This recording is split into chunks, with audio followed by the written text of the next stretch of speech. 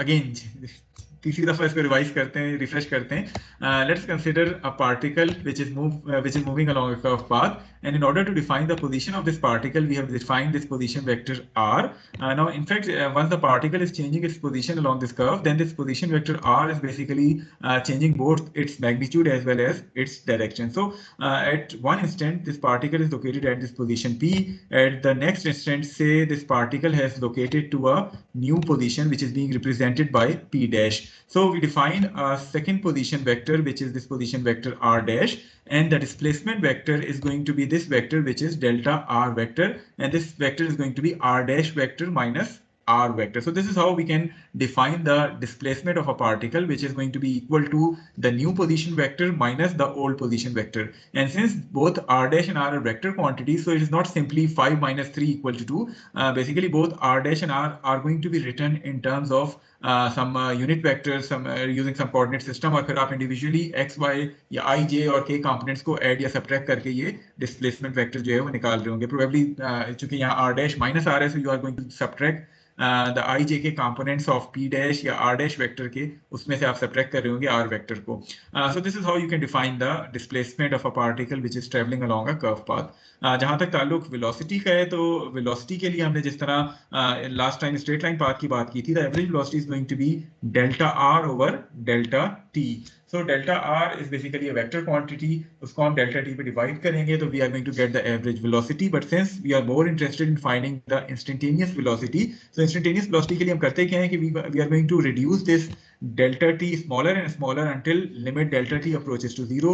So the instantaneous velocity is going to be v equal to limit delta t approaches to 0 delta r vector divided by delta t, and by the definition of a derivative this is basically v vector equal to dr vector divided by dt.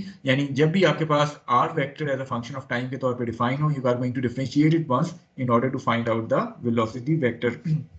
By definition, whenever a particle is traveling along a curved path, whatever coordinate system you are using, वो coordinate system पे depend नहीं करता, but that velocity vector is always going to be tangent to the curve at that particular instant. जिस तरह अभी इससे पहले बात हुई थी कि let us suppose मैं आपसे कहता कि ये particle जो है वो अगर इस instant पे मौजूद है, तो इस instant पे the velocity vector is going to be in this direction, that is tangent to the curve. इसी तरह अगर किसी instant पे ये particle यहाँ मौजूद है, तो then the velocity vector is going to be in this direction. So the velocity vector, whenever a particle is traveling along a curved path, the velocity vector's direction is going to be tangent to the curve.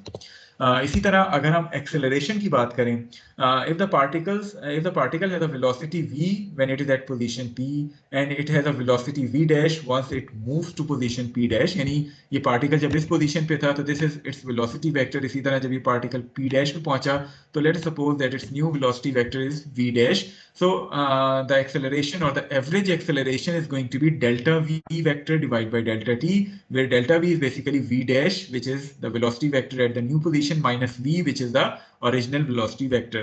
So आपके पास जो average velocity है, that is being defined as delta v vector divided by delta t. But since again we are more interested in finding the instantaneous acceleration rather than the average acceleration, so instantaneous acceleration के लिए हम करते क्या हैं कि आप again इस delta t को छोटे से छोटा करते चले जाएं until limit delta t approaches to 0 आ जाए. So delta v over delta t, and again by the definition of a derivative, this acceleration vector is going to be dv vector divided by dt. So again, if you have this velocity vector as a function of time, you are going to differentiate that velocity vector once in order to find out the acceleration vector.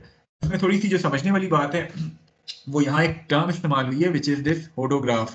hodograph से पहले अगर just मैं आपसे पूछूं, और again कोई एक student जवाब दे सकता है कि जब हम वेलोसिटी की बात करते हैं, जिस तरह अभी जिक्र हुआ है, once the particle is moving in a curved path, the direction of this velocity vector is always going to be tangent to the curve at that particular instant. Acceleration का डायरेक्शन क्या होना चाहिए? कोई एक स्टूडेंट जो जवाब देना चाहे. Out of the plane. नहीं, जरूरी नहीं है कि आउट ऑफ द प्लेन ही हो. Towards centre of the. अच्छा, ये जो कहानी है ना, चलिए अगर हम 2D में कंसीडर करें और आपकी इस कहानी पे जाएं कि टुवर्ड्स द सेंटर पॉइंट, तो वो तो आपकी जो एक्सेलरेशन होती है टुवर्ड्स द सेंटर, कौन सी एक्सेलरेशन कहलाती है? Centripetal acceleration. सेंट्रीपिटल एक्सेलरेशन कहलाती है. तो आपका वो जो कंपोनेंट टूवर्ड्स या टूवर्ड्स द सेंटर आ रहा होता है, basically that is just one component of acceleration. अभी हम आगे जब एंटी कोऑर्डिनेट सिस्टम पढ़ेंगे तो उसमें आप देखेंगे कि वो जो कंपोनेंट टूवर्ड्स द सेंटर होता है that is just one component of acceleration, जिसको हम सेंट्रीपिटल एक्सेलरेशन कहते हैं। However the total acceleration is going to be the vector sum of its two components, जो कि उसका एक टेंजेंशियल कंपोनेंट होता है और एक वो सेंट्रीपिटल एक्सेलरेशन होती है जो कि टुवर्ड्स द सेंटर होती है। बट जनरल टर्म्स में अभी अगर हम बात करें तो आपके पास एक्सेलरेशन वेक्टर जो है that is always going to be tangent to the hodograph at that particular instant. अब ये होडोग्राफ क्या है, थोड़ा सा अगर हम इस होडोग्राफ की डेफिनेशन पढ़ें कि the two velocity vectors v dash and v are plotted in the figure such that their tails are located at the fixed point o dash and their arrowheads touch points on the curve. This curve is called a hodograph. थोड़ा सा आप जरा गौर से इधर देखें।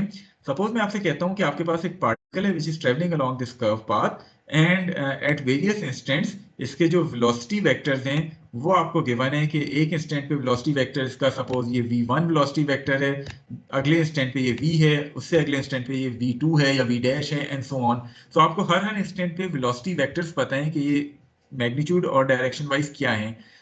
होडोग्राफ किस तरह बनता है कि आप इन तमाम वेलोसिटी वेक्टर्स को एज पर स्केल कोई ना कोई स्केल रखे एज पर देयर डायरेक्शंस एक ही कॉमन टेल पे रख के ड्रॉ करें। मसलन जैसे आप यहाँ देख रहे हैं, यहाँ ये वेलोसिटी वेक्टर v ड्रॉ हुआ है, इसी तरह velocity vector v dash draw हुआ है, या अगर मैंने वेलोसिटी वेक्टर v1 ड्रॉ किया था उसको भी मैं किसी ना किसी स्केल पे रख के मैग्नीट्यूड और डायरेक्शन के हिसाब से ड्रॉ करूं, तो ये तमाम के तमाम वेलोसिटी वेक्टर्स को मैंने कॉमन टेल पे रख के एक ही पॉइंट से जो है वो उनको as per scale and direction जो है वो ड्रॉ कर दिए।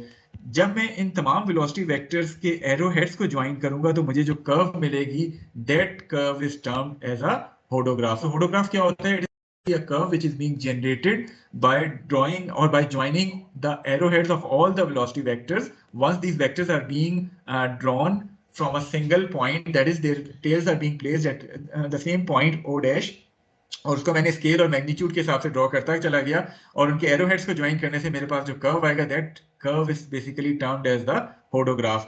And the acceleration vector is going to be tangent to the hodograph at each and every instant. मतलब मैं v1 की बात करूं तो यहाँ ये acceleration vector tangent to the hodograph आ गया, इसी तरह ये acceleration vector आ गया, ये acceleration vector आ गया and so on. जिस तरह velocity vector जो है that is tangent to the curve, acceleration vector जो होते हैं that is basically tangent to the hodograph at that particular instant. So जब कभी आपसे कोई hodograph, basically hodograph का टर्म आपको और आगे इस बुक में शायद कहीं नजर ना आए, जस्ट आपकी इन्फो के लिए बताया गया है कि hodograph क्या होता है। It is basically a curve which is being obtained by joining the arrowheads of all these velocity vectors once these vectors are being drawn from a common point, that is their tails are being placed at that common point और उनको अपने scale और magnitude के हिसाब से जो है वो ड्रॉ कर दिए।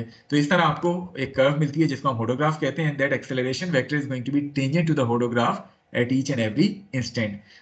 क्या ऐसा हो सकता है कि किसी इंस्टेंट पे आपका जो hodograph की कर्व बने वो एग्जैक्टली वही कर्व हो जो कि ओरिजिनल आपकी कर्व थी? क्या ये पॉसिबल हो सकता है?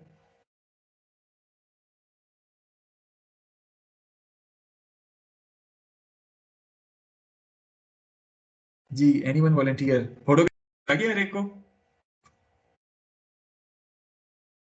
कोई एक स्टूडेंट जवाब दे दे।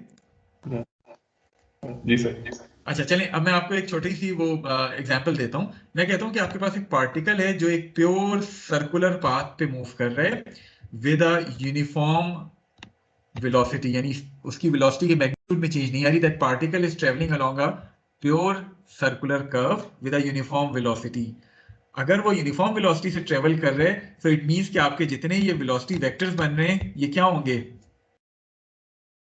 मैग्नीट्यूड वाइज सेम होंगे। सो जब आप इन तमाम वेलोसिटी वेक्टर्स को कॉमन टेल से रख के ड्रॉ करेंगे तो होगा क्या कि आपके तमाम वेलोसिटी वेक्टर्स सेम मैग्नीट्यूड के हिसाब से ड्रॉ हो रहे होंगे। ऐसा ही है, जब आप इन वेलोसिटी वेक्टर्स को एक कॉमन टेल पे रख के ड्रॉ करेंगे और उनके एरोहेड्स को ज्वाइन करेंगे तो एक तरह से आपका ये जो hodograph बनेगा ये भी एक प्योर सर्कुलर कर्व बन जाएगा और आपका एक्सेलरेशन वेक्टर बेसिकली इस hodograph के टेंजेंट होता है। तो एक तरह से आपका पाथ भी सर्कुलर था और आपका जो hodograph बना है वो भी सर्कुलर बन गया। वजह क्या है कि that particle is travelling around a circular curve with a constant magnitude of velocity. उस सूरत में ये एक स्पेशल केस है जिसमें आपका hodograph भी एग्जैक्टली वही कर्व की शेप बन जाएगा। अदरवाइज अगर ये प्योर सर्कुलर कर्व नहीं होता तो डेफिनेटली आपके पास जो hodograph बनेगा that is also going to be different. Is it clear to all of you? Yes.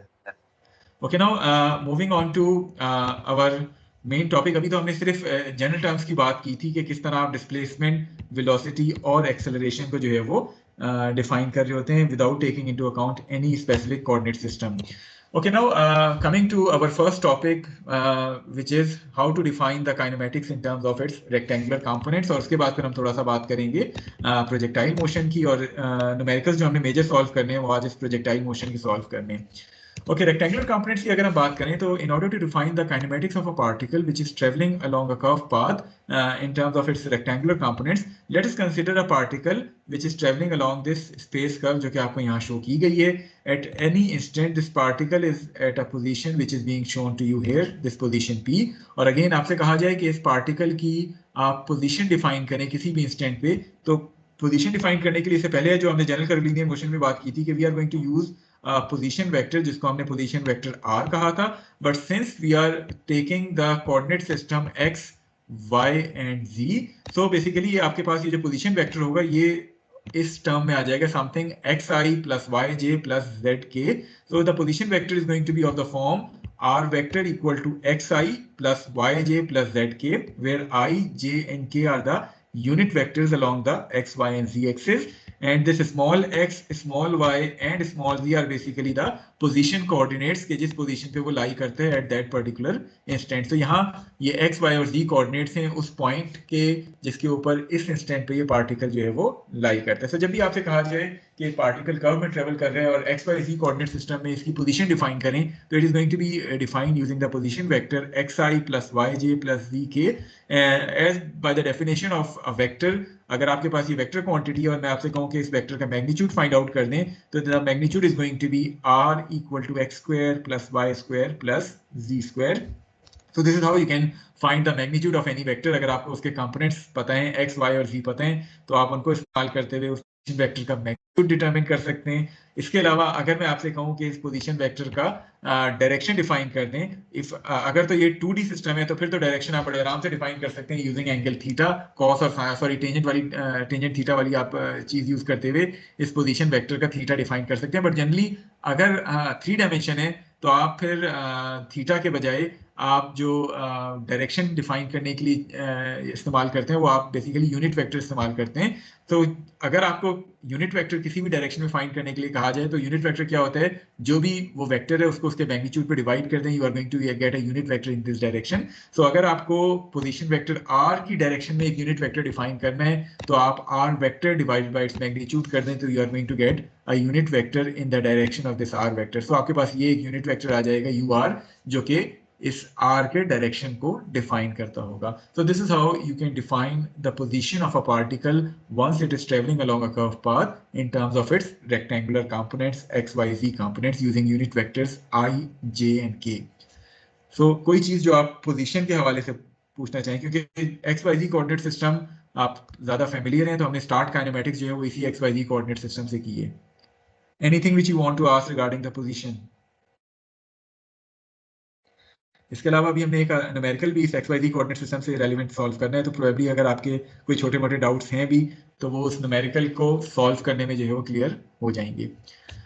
Okay, now let's suppose के you are being asked to define the velocity of this particle. So velocity के लिए हमने क्या किया था कि इससे पहले अभी जब हम जनरल कर्वीलिनियर मोशन की बात कर रहे थे तो हमने कहा था कि जो वेलोसिटी वेक्टर होता है v vector is basically equal to dr vector. So ये आपके पास वेलोसिटी वेक्टर आ गया था dr vector divided by dt. ऐसे ही है, हमने वेलोसिटी इसी तरह डिफाइन की थी. जी समझ आ रहा है सारों को? Yes. Okay, so in the previous slides we defined the velocity vector in general terms as v vector equal to dr vector divided by dt. So for this specific coordinate system which is the xyz coordinate system, अगर मैं आपसे कहूँ कि velocity vector find out करें कि ये particle किस instantaneous velocity से ट्रेवल कर रहे हैं, तो वो क्या होगा कि आप इसी r वेक्टर को विद रिस्पेक्ट टू टाइम जो है वो डिफरेंशिएट कर दें. So v vector is going to be dr vector divided by dt, that is d over dt xi d over dt yj plus d over dt vk. अब मुझे एक और बात बताएं कि ये जो आपके यूनिट वेक्टर्स हैं i, j और k, क्या इनमें कोई चेंज आ रहा है with the passage of time, इनके मैग्नीट्यूड में, इनके डायरेक्शन में? Since they are unit vectors, so their magnitude is would remain to be equal to unity. जहां तक ताल्लुक इनके डायरेक्शंस का है, तो चूंकि आपके पास ये एक्स वाई और जी एक्सिस फिक्स हैं, ये एक्स वाई जी एक्सिस चेंज नहीं हो रही, सो हर इंस्टेंट पे इनके डायरेक्शन में भी कोई चेंज नहीं आएगी। देयरफॉर आप जब d by d t x i करेंगे तो एक तरह से आई या जे या के जो है ये बेसिकली कॉन्स्टेंट्स हैं, तो इनको आप बाहर कर लेंगे। D x by d t आपके पास एक्स डॉट बन जाएगा, d y by d t आपके पास वाई डॉट बन जाएगा, और d z by d t आपके पास जेड डॉट हो जाएगा। So the velocity vector is basically equal to v x i plus v y j plus vzk, where vx is x dot, vy is y dot and vz is z dot. जब भी हम dot की बात करते हैं, dot is basically the derivative with respect to time. So जब हम x dot कहते हैं तो it is basically equal to dx by dt। y dot का मतलब क्या है कि it is dy by dt, और z डॉट का मतलब क्या है कि it is dz by dt। So whenever आपके पास एक position vector r equal to xi plus yj plus zk के तौर पे डिफाइन हो, जिसमें x, y और z तीनों आपके पास as a function of time के तौर पे डिफाइन हो, और आपसे कहा जाए कि वेलोसिटी वेक्टर फाइंड आउट करें, तो that velocity vector is going to be equal to x dot i plus y dot j plus z dot k।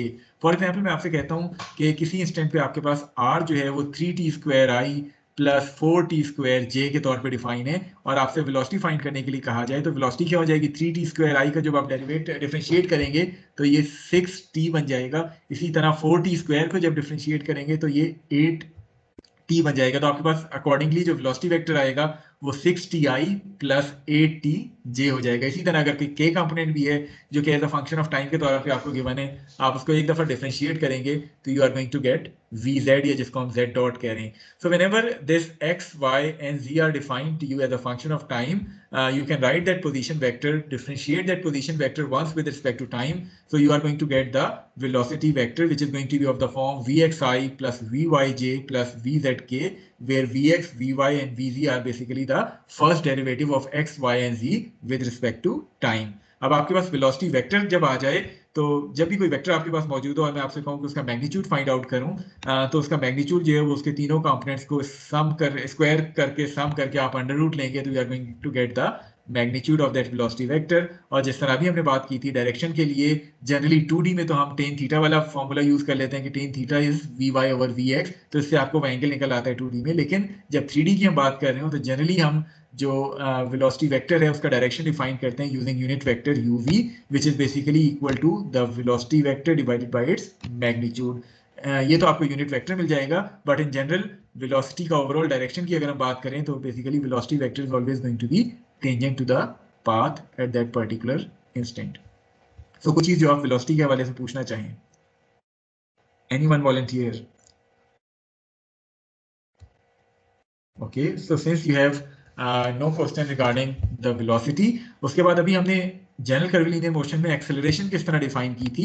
हमने कहा था कि द एक्सेलरेशन वेक्टर, जब हम इंस्टेंटेनियस एक्सेलरेशन की बात कर रहे हैं, तो the instantaneous acceleration A vector is basically defined as dv vector divided by dt. So this is how we have defined the acceleration when we were discussing the general curvilinear motion of a particle.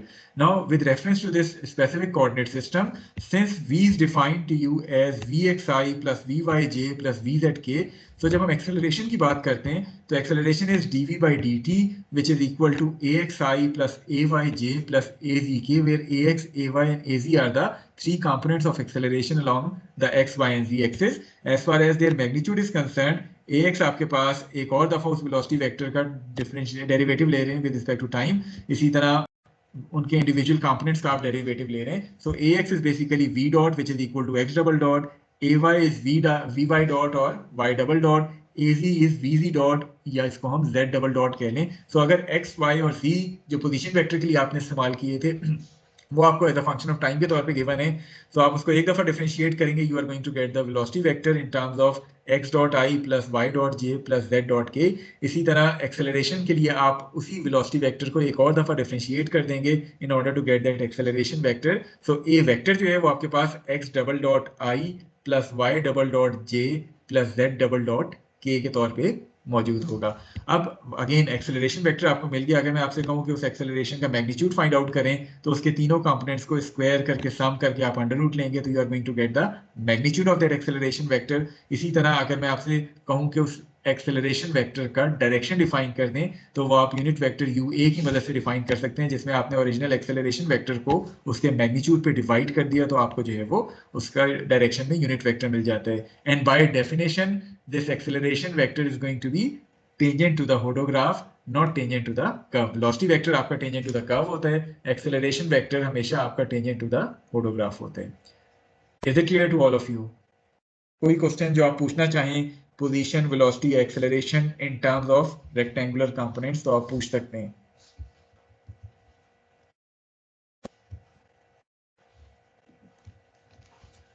Okay, सो चूंकि खामोशी है, so I am going to assume कि ये dot वाले repeat कर दें please. क्या क्या रिपीट कर दूं? सर ये वी के ऊपर जब डॉट लगा हुआ है, एक्स के ऊपर डबल डॉट. देखें, इसमें हमने किया ही है कि हमने कहा है कि हम जो पोजीशन वेक्टर डिफाइन करते हैं ना, वो डिफाइन करते हैं r vector equal to x i plus y j plus z के, जिसमें एक्स वाई और जी इस पोजीशन पे तो ये कोऑर्डिनेट्स की वैल्यूज को डिफाइन करें. लेकिन अगर जनरल टर्म्स में बात करें तो मैं आपसे कहूं कि एक्स भी आपको as a function of t के तौर पे डिफाइन है, वाई भी आपको as a function of t के तौर पे डिफाइन है, और जेड भी आपको as a function of t के तौर पे डिफाइन है. मसलन r equal to 3t square i plus 4t cube j plus 6t cube के तौर पर डिफाइन है. अब मैं आपसे कहूं कि वेलोसिटी वेक्टर फाइंड आउट करें, तो वेलोसिटी वेक्टर के लिए जिस तरह भी बात की है कि चूंकि तीनों एक्स वाई जी आपके पास as a function of time के तौर पे डिफाइन है, आप इनको एक दफा डिफरेंशिएट कर लेंगे विद रिस्पेक्ट टू टाइम. जब हम with respect to time differentiate करते हैं तो जनरली हम उनको डॉट से रिप्रेजेंट करते हैं. डॉट का मतलब क्या है कि it is the first derivative of that term with respect to time. So x dot का मतलब क्या है कि dx by dt, y dot का मतलब क्या है dy by dt, z dot का मतलब क्या है कि dz by dt. सो अगर आपके पास x डिफाइन था 3t स्क्वायर के तौर पे, तो आपके पास x डॉट क्या आ जाएगा, वो 6t आ जाएगा. इसी तरह y डिफाइन था 4t क्यूब के तौर पे, तो y डॉट आपके पास 4t क्यूब का डेरिवेटिव लें, it is going to be 12t square, तो आपके पास y डॉट जो है वो 12t स्क्वायर हो जाएगा. सो फर्स्ट टाइम डेरिवेटिव को हम एक डॉट से रिप्रेजेंट करते हैं. इसी तरह जब एक्सेलरेशन की बात करते हैं तो हम इसी वेलोसिटी वेक्टर को दोबारा with respect to time differentiate करते हैं, तो आपके पास डबल डॉट आ जाता है. डबल डॉट का क्या मतलब है? It is the second derivative of that term with respect to time. So x double dot का क्या मतलब है? D square x over d t square. यानी अगर आपके पास x 3t स्क्वायर था तो x डॉट 6t हो गया, x डबल डॉट जो है वो आपके पास 6 हो जाएगा. तो इस तरह डबल डेरिवेटिव आपने लिए विद रिस्पेक्ट टू टाइम, तो ये दो डॉट्स जो है वो डबल डेरिवेटिव को जो है वो रिप्रेजेंट कर रहे होते हैं. तो वेलोसिटी के लिए तमाम टर्म्स का आप सिंगल डेरिवेटिव लेते हैं, एक्सेलरेशन के लिए उन तमाम टर्म्स को आप दो दफा डिफरेंशिएट कर लेते हैं, यानी x double dot, y double dot और z डबल डॉट से आपको मैग्नीट्यूड मिल जाता है i, j और k एक्सेलरेशन के कंपोनेंट्स को डायरेक्शन डिफाइन करने के लिए आप यूज कर रहे हैं. Is it clear? जी सर, थैंक यू. ओके, और किसी को इन डिस्प्लेसमेंट या पोजीशन, वेलोसिटी और acceleration x y z components के हवाले से कोई इशू? अभी आप देखेंगे ये एक्स वाई जी कंपोनेंट्स हमने क्यों चूज किए हैं, क्योंकि इसमें ये टर्म्स जरा ज्यादा सिंपल है. मसलन अगर मैं वेलोसिटी की बात करूं, और जिस तरह मैंने पहले भी जिक्र किया था कि जब आप इस टर्म को डिफरेंशिएट करते हैं d by d t x i, तो चूंकि उसमें आई जो आपका यूनिट वेक्टर है वो ना डायरेक्शन चेंज कर रहे हैं with the passage of time, ना उसके मैग्नीट्यूड में चेंज आ रही है by the definition of a unit vector, तो इसलिए वो एक तरह से कांस्टेंट होके बाहर आ गया और dx बाई dt आपका x डॉट बन गया. अगले जो कोऑर्डिनेट सिस्टम है वो इस तरह इतने सिंपल नहीं है, जो एनटीबी कोऑर्डिनेट सिस्टम है या r theta d coordinate system है. वजह क्या है कि उसमें आपकी जो एक्सेस हैं वो हर इंस्टेंट पे चेंज हो रही होती हैं. अब जब एक्सेस चेंज हो रही होंगी अगले कोऑर्डिनेट सिस्टम्स में, तो फिर इशू क्या आएगा कि दोनों x और i with respect to time जो है वो चेंज हो रही होंगी. i नहीं, वहां कोई दूसरा यूनिट वेक्टर होगा, तो आपको इसको फिर दो टर्म्स होंगी जिनको टाइम के हिसाब से डिफरेंशिएट करना है. उस सूरत में आप किस तरह डेरिवेटिव लेंगे? कोई मैथमेटिक्स याद है कि अगर आपके पास डी बाई डी टी हो दो टर्म्स का और वो दोनों with respect to time change हो रहे हो, तो फिर किस तरह डिफरेंशिएट कर रहे होते हैं? Anyone volunteer? By dy by dt multiply by dt by dx. नहीं, वो तो आप चेन रूल बता रहे हैं ना. अगर आपके पास डी बाई डी टी है और आगे ब्रैकेट में a एंड b हैं, यानी दोनों a जो है वो भी with respect to time change हो रहा है, b भी with respect to time change हो रहा है, तो फिर उस पूरी टर्म का डेरिवेटिव किस तरह लेंगे? कौन सा रूल यूज करेंगे? प्रोडक्ट रूल यूज करेंगे. और वो प्रोडक्ट रूल क्या है कि आप पहले एक को कांस्टेंट रखेंगे, दूसरे का डेरिवेटिव लेंगे, फिर दूसरे को कांस्टेंट रखेंगे, पहले का डेरिवेटिव लेंगे. सो अगर d by d t a भी है तो पहले ए को कांस्टेंट रखा d b by d t, फिर प्लस बी को कांस्टेंट रखा d a by d t. तो उस सूरत में चूंकि वो एक्सेस आपकी चेंज हो रही होती है, तो आपको फिर इन दोनों टर्म्स को डिफरेंशिएट करना पड़ता है with respect to time. X y z coordinate system में आसानी क्या है कि आपकी जो तीनों एक्सेस हैं एक्स वाई जी एक्सेस वो फिक्स हैं. अगर वो एक्सिस फिक्स हैं तो इसका मतलब है यूनिट वेक्टर्स अपना डायरेक्शन चेंज नहीं कर रहे किसी भी इंस्टेंट पे, और by the definition of unit vector उनके मैग्नीट्यूड में भी चेंज नहीं आ रही, लिहाजा आई, जे और के यहाँ एज अ कांस्टेंट के तौर पे बाहर आ जाएंगे, और आपके पास dx by dt, dy by dt और dz by dt होगा, जो कि x डॉट, y डॉट और z डॉट बन जाएंगे। I hope that this point is clear to all of you. Yes sir. चलिए अब एक छोटा सा न्यूमेरिकल करते हैं, उसके बाद जिसमें हम इन्हीं टर्म्स की जो है वो बात करेंगे, और फिर हम अपने मेन टॉपिक पे आते हैं प्रोजेक्टाइल मोशन वाले, और उसको फिर हम तकरीबन 10:30 तक कंटिन्यू रखेंगे। ओके, आपके पास एक पार्टिकल है which is this balloon, and this balloon is moving along a curved path as shown to you in the figure. At any instant, the horizontal position of this balloon is defined by x equal to 8t. So आपके पास किसी भी instant पे ये जो x है ये as a function of time के तौर पे डिफाइन है, which is x equal to 8t, whereas आपके पास जो y है विच इज दिस y, या पाथ फंक्शन जो है वो as a function of time के तौर पे डिफाइन नहीं है, rather y is defined to you as a function of x। ठीक है, तो आपके पास एक बैलून है which is travelling along this curve path as shown to you from a to b, at any instant x is defined to you as a function of time, whereas y is defined to you as a function of x rather than as a function of time.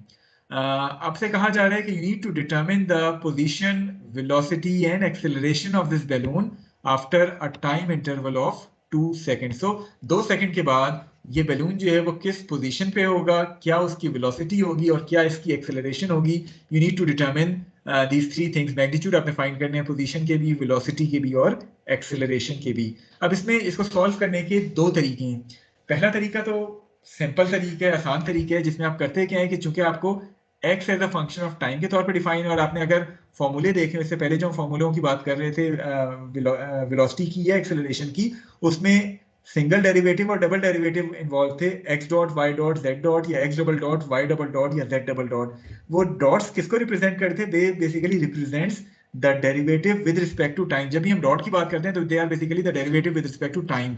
तो अगर तो मैं y को भी as a function of time बना लूं तो फिर मेरे लिए x डॉट, y डॉट या x double dot, y double dot find करना आसान हो जाएगा।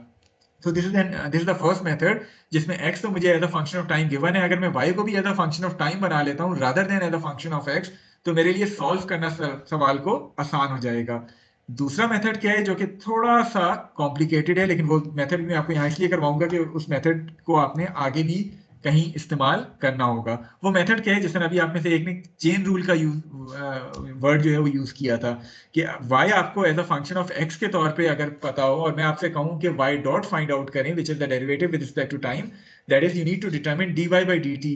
तो उसके लिए आप करते क्या है कि dy by dx into dx by dt करते हैं, चेन रूल जो है उसका इस्तेमाल कर रहे होते हैं। आई होप कि चेन रूल हर एक को थोड़ा बहुत याद है मैथमेटिक्स में, मैट्रिक एफएससी में जो आपने पढ़ा था।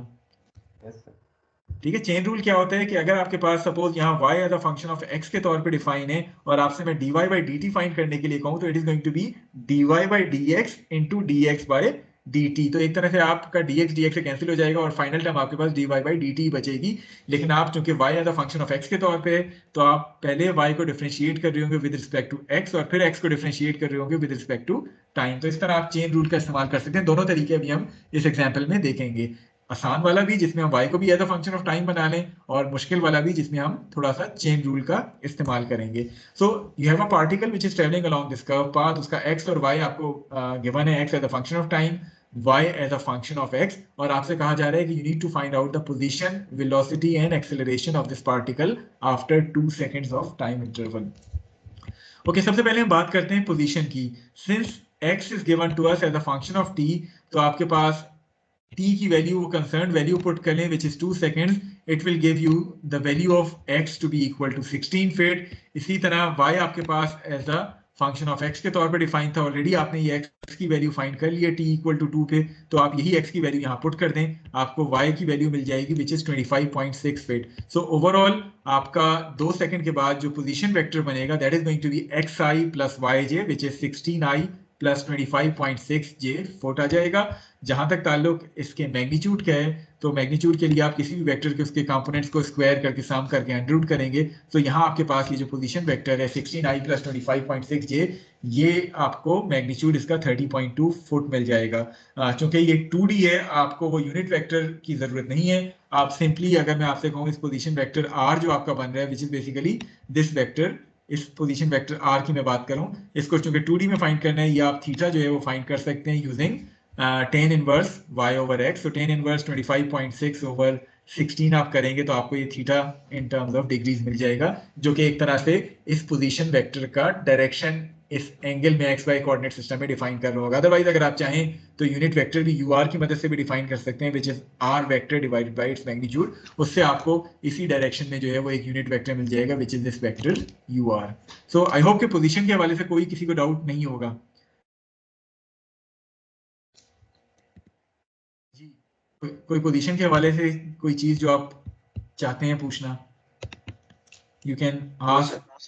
ओके, सो पोजीशन अगर क्लियर है, इसमें हमने वो चेन, इसमें हमने वो सिंपल इस्तेमाल नहीं किया। अदरवाइज आप यहाँ ये भी कर सकते थे कि जिस तरह अभी हमने बात की थी कि y को भी मैं x के बजाय t का फंक्शन बना लूँ। वो कैसे बनाएंगे? y is x square over 10, so x को मैं 8t पुट कर दूँ तो 8 8 64t स्क्वायर डिवाइड बाय 10। सो यहाँ आपके पास y जो है वो भी t का फंक्शन बन जाएगा, और at the instant when t equal to 2 seconds, तो यहाँ आप जब t इक्वल टू 2 की वैल्यू डालेंगे तो आपको y की वैल्यू मिल जाएगी विच इज 25.6। सो इस तरीके से आप x और y फाइंड कर लें और उसको पोजीशन वेक्टर r में पुट कर दें, एक्स आई प्लस वाई जे, आपको पोजीशन वेक्टर मिल जाएगा, उसका मैग्नीट्यूड और उसका डायरेक्शन आप डिटरमिन कर सकते हैं।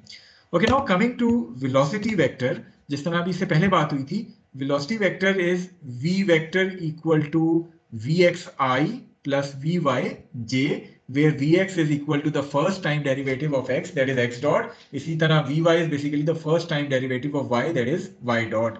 अब y dot की जब हम बात करते हैं तो y dot is basically the derivative of y with respect to t.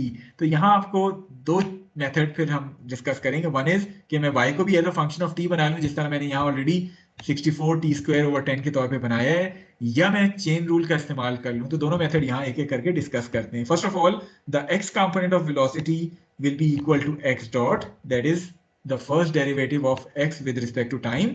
Since x is defined to us as a function of time, इसको जब मैं एक दफा डिफरेंशिएट करूंगा तो d by dt 8t जो है उससे मुझे x कंपोनेंट ऑफ वेलोसिटी मिल गया, that is equal to 8 feet per second. So आपके पास वेलोसिटी का जो x कंपोनेंट आएगा that is 8 foot per second.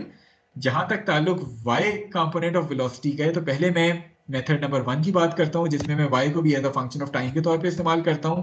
So y मेरे पास x स्क्वायर ओवर 10 था, जब मैंने x की वैल्यू पुट की तो y मेरे पास 64t स्क्वायर ओवर 10 आ जाएगा, यानी as a function of time मैंने बना लिया y को भी। अब y डॉट क्या होता है? It is basically the first derivative of y with respect to time. तो इस 64t स्क्वायर डिवाइड बाय 10 को मैं एक दफा दोबारा डिफरेंशिएट कर दूंगा, it would comes out to be 128t over 10. Putting the value t equal to 2 would give me the y component of velocity to be equal to 25.6 foot per second. So मेरे पास x component आ गया 8 foot per second, y component आ गया 25.6 foot per second. So इन दोनों को मिला के overall जो मेरे पास velocity vector बनेगा, that is going to be equal to v vector equal to 8i plus 25.6 j foot per second. So this is going to be the velocity vector. अब मेरे पास vector अगर आ गया, मैं इसको दोनों कंपोनेंट्स को स्क्वायर करके सम करके अंडर रूट लूँ, मुझे उसका मैग्नीट्यूड मिल जाएगा। डायरेक्शन के लिए मैं या यूनिट वेक्टर डिफाइन कर दूं, या चूंकि 2 डायमेंशन है तो मैं टेंजेंट थीटा की मदद से इस वेलोसिटी का डायरेक्शन जो है वो निकाल सकता हूं। सो मेथड 1, आई होप कि it is clear to all of you. किसी को मेथड 1 में कोई डाउट? ओके, क्योंकि खामोशी है इसका मतलब मेथड 1 आसान है। अब अगर मैं मेथड 2 पे आऊं, which is how to use this chain rule, जिस तरह अभी बात हुई थी, चूंकि आपके पास y जो है वो यहाँ डिफाइन है as a function of x के तौर पे rather than as a function of time. So since y is defined to you as a function of x rather than as a function of time, so in order to find out y dot, you are going to use the chain rule. वो chain rule क्या होता है? जब हम y dot की बात करते हैं तो by definition this dot represents the first time derivative which is dy by dt. और by chain rule, since y is a function of x, तो आप chain rule का इस्तेमाल करते हैं which is dy by dx into dx by dt. अब dy by dx क्या हो जाएगा? आपके पास y जो है वो x स्क्वायर ओवर 10 है। तो जब आप y को डिफरेंशिएट करेंगे with respect to x, it would become 2x over 10. So आपके पास ये जो dy by dx है ये आपके पास 2x/10 आ जाएगा। जहां तक ताल्लुक इस dx by dt का है तो ये आपके पास ऑलरेडी हमने डिफाइन किया हुआ है कि इट रिप्रेजेंट्स x डॉट। तो ओवरऑल आपके पास जो y कंपोनेंट ऑफ वेलोसिटी आएगा that is equal to 1/5x into x dot. आपने इस इंस्टेंट पे x की वैल्यू भी फाइंड की हुई है विच इज 16, x डॉट की वैल्यू भी आपने फाइंड की है विच इज 8। तो आपने फिर इस इंस्टेंट के लिए x और x डॉट की वैल्यूज पुट कर दी 16 एंड 8, आपको उससे भी वही vy की वैल्यू मिली जो कि आपको ऑलरेडी इस पर्टिकुलर चेन रूल से पहले मिली थी 25.6। सो इन द एंड आपके पास जो वेलोसिटी वेक्टर बना that would be equal to 8i plus 25.6j, जिसके बाद आप अगर चाहें तो उसका मैग्नीट्यूड भी फाइंड कर सकते हैं। वेक्टर मिल गया आपको, आप चाहें तो उसका डायरेक्शन भी 2D में थीटा की मदद से फाइंड कर लें which is theta is tan inverse vy by vx, या आप चाहें तो उसको यूनिट वेक्टर की मदद से जो है वो डिफाइन कर सकते हैं कि इस v वेक्टर को उसके मैग्नीट्यूड पे डिवाइड कर दें, आपको यूनिट वेक्टर uv मिल जाएगा जो कि वेलोसिटी का डायरेक्शन डिफाइन कर रहा होगा। सो आई होप कि this chain rule is clear to all of you. किसी को कोई पॉइंट ना समझ आया तो पूछ सकते हैं।